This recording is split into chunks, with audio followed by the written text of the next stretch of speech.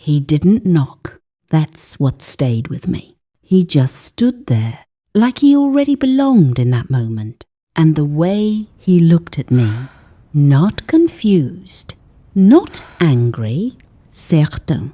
I figured I'd find you here, he said. I didn't respond, because anything I said would have made it real. That was the first time I realized something terrifying. When someone stops asking questions, it means they already know the answers. He stepped inside slowly, not rushing, not dramatic, calm, too calm. Is she here? He asked. That question should have been simple, but it wasn't, because answering it meant choosing a side, and I wasn't ready to admit I had already chosen one. She's not here, I said. He held my gaze for a second longer than necessary, like he was measuring something. Then he nodded. I believe you, he said, but the way he said it didn't feel like belief. It felt like a warning, because sometimes people don't confront you to get the truth. They confront you to see how you react to lying. He didn't stay long, didn't argue, didn't accuse, just turned around and left. And somehow that felt worse, because now there was no explosion, just tension, the kind that lingers, the kind that waits. The moment the door closed, my phone buzzed. Here, did he come to you? I stared at the message, because now everything was out in the open, not spoken, but exposed. And there's a difference. That's when I realized something else. Secrets don't end when they're discovered. They evolve. I didn't answer her right away, not because I didn't know what to say, because I didn't know what I wanted. That was the problem now. Not her, not him, me. What was I doing? And more importantly, why wasn't I stopping? I finally replied. Yes, that was all I sent. 3 letters. But it changed everything, because now there was no chance.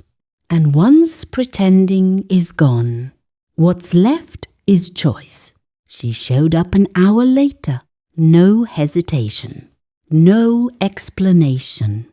Just there, breathing slightly faster than usual, like she had been thinking the whole way over. Did he say anything? She asked. I shook my head. He didn't need to. That answer hit her harder than anything else, because we both understood what it meant. It meant we were no longer invisible. She sat down, closer than usual, not by accident, and this time neither of us questioned it. That's what scared me, not the situation. The comfort, because we had crossed from uncertainty into familiarity. And familiarity is where people stop resisting.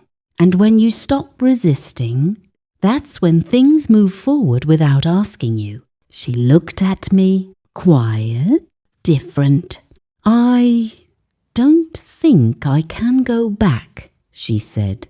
That sentence changed everything, because now this wasn't tension anymore. It was direction. And direction means something is about to happen. I should have said something, anything, to stop it. But I didn't, because part of me was already moving with it. And here's the truth no one likes to admit. Sometimes you don't fall into situations like this. You walk into them slowly and call it confusion. The silence between us stretched, but it wasn't uncomfortable anymore.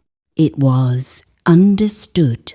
That's when she reached for my hand, not quickly, not nervously, calm, like she had already decided.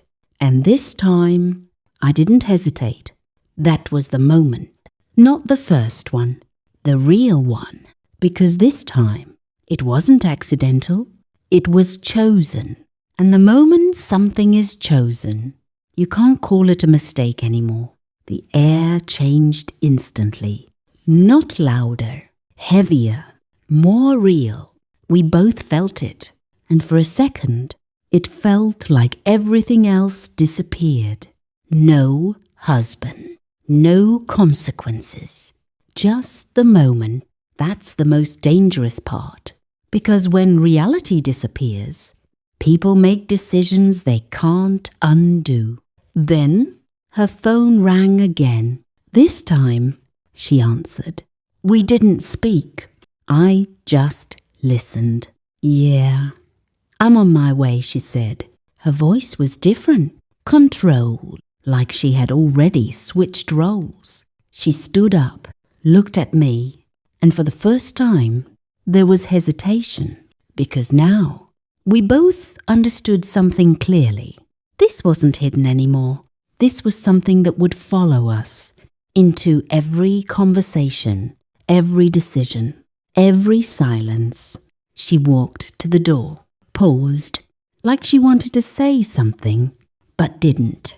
And when she left, the room felt completely different, not empty, changed, because now there was no before to go back to, only after. If you're still here, you already know this isn't simple anymore. So tell me, at this point, would you walk away or would you keep going just to see where it leads? Because in part 3, everything gets exposed, not just between us, but to everyone else, and that's where things fall apart.